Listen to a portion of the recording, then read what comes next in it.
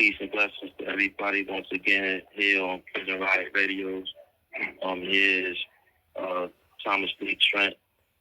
Today I got another poem for us, so then I got a little dialogue after that. So the poem is called Friendship and Friends. So I just got to jump straight into it. Friends. A foundation that is built on solid love.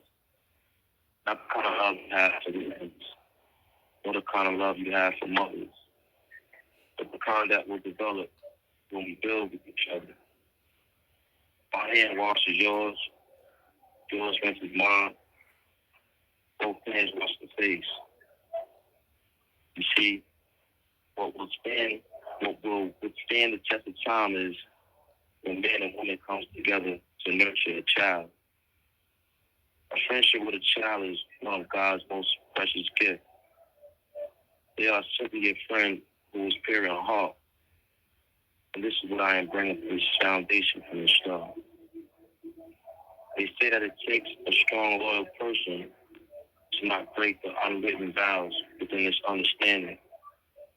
Nor will this understanding bear frowns hidden behind smiles. So, now that we both know where we must begin, will you be my friend? Chapter 1. Yes. No. Maybe. Friends.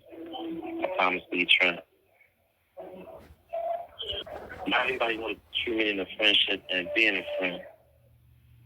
And with me, I just for an example, I have a friend that I met since being incarcerated through someone who was married to her at one point. Her name is Jeanette Rivera. She became a friend, also became like a sister through time, patience, and sacrifices, and we built and bond with one another.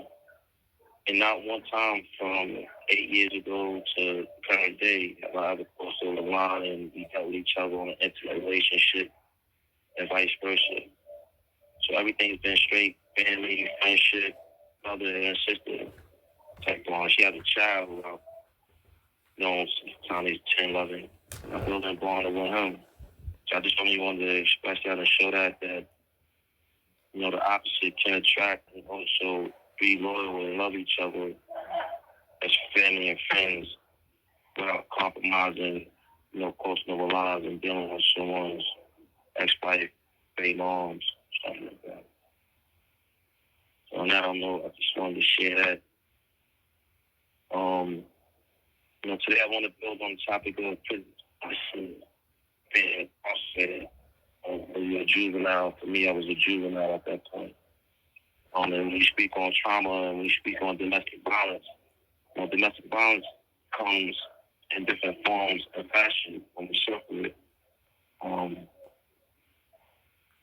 believe that many people, both women, children, men, we suffer domestic violence, you know, at a rate physically, mentally, emotionally, psychologically. For me, in prison in New York State, I can't speak for any other city in New York State. So as a youth, in my younger days, I was in possession of a weapon that wasn't mine. And, you know, before I ended off with, you know, someone who fell to the streets, and which is me, many others. The streets became our home. And when people go to the show you experiences and gravitate towards them. Sometimes you don't really know who's who until you actually cross over certain lines. So, you know, I was manipulated and brainwashed without knowing at the age of 12 that there's no prison or jail for kids. So someone asked me to hold something, which is a gun, not knowing the full extent of what comes behind it. I got caught with it. I didn't tell where I got it from. You know, I was always taught snitches get stitches. If you tell, you get killed. The family get killed. Nobody want to live life as a snitch or live in fear. So I ended up doing time as a juvenile. Was sentenced to 10 months in the DFR correctional facility upstate, which is Louis Scott Junior Residential Center. So this is January 5th of 1997. I actually came back down to court in November of 1997, and the judge sentenced me to 10 months. Told me that I'm scheduled to go home the following week. I got to go back upstate to sign my release papers. However, when I came back upstate, Lewis Gossett Junior Residential Center, they tell me that it didn't matter what the judge said, that I wasn't going home next week. Their facility program is 18 months, and I'm not going home until I complete that steps. So they're like a double sentence. Not only at that time, that's not time. I have documentations that state I did 18 months, but I wasn't sentenced to 18 months. So that right there is psychological abuse. And when they speak on the Domestic Violence Survivors Justice Act, which is a law that came out in 2019, CPL Law 440.47, Penal Law 60.12, at the time of death, the victim will show that he or she is a victim of psychological abuse, substantial psychological abuse, physical abuse, sexual abuse, by the same family member or the same household they're applicable. So for me, I was abused by the system, and I was failed by the system. And the system also helped contribute towards my behavior, because through the midst of me being locked up, a great-great-grandmother who had custody before I got locked up, I started looking for grocery shopping when I was supposed to be home.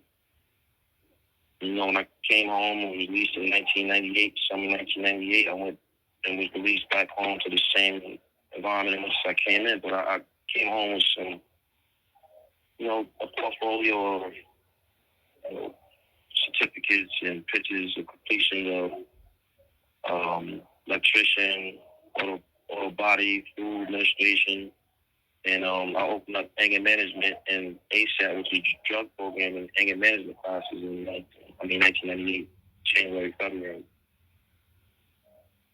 So I wanted to share that with everybody because, New York State, I can't speak for another state, but I do feel across the globe, across the world, that we're still living under slavery rules.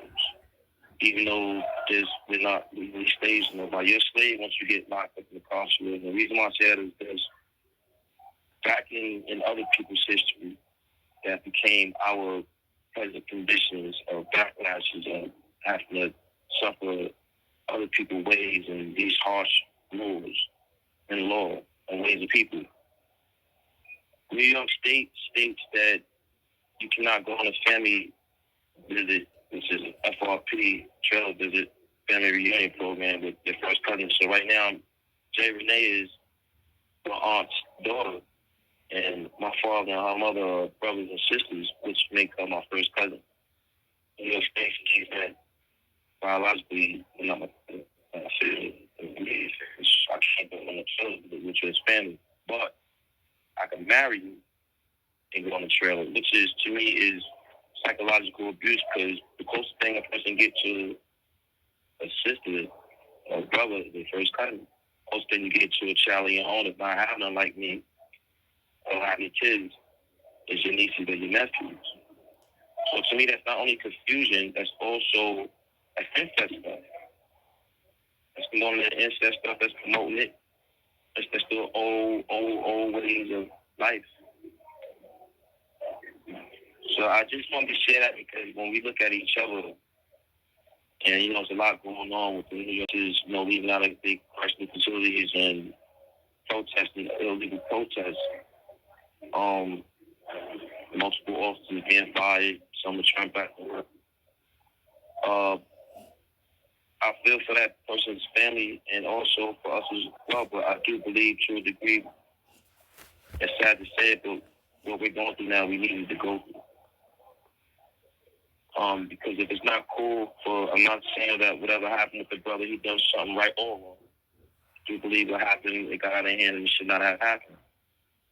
I do believe, as they say, doing the others you want done to you it's okay for me and my boys to jump Jay Renee and we're incarcerated. What you're doing is you're showing other staff and employees that it's okay for them to do that to us.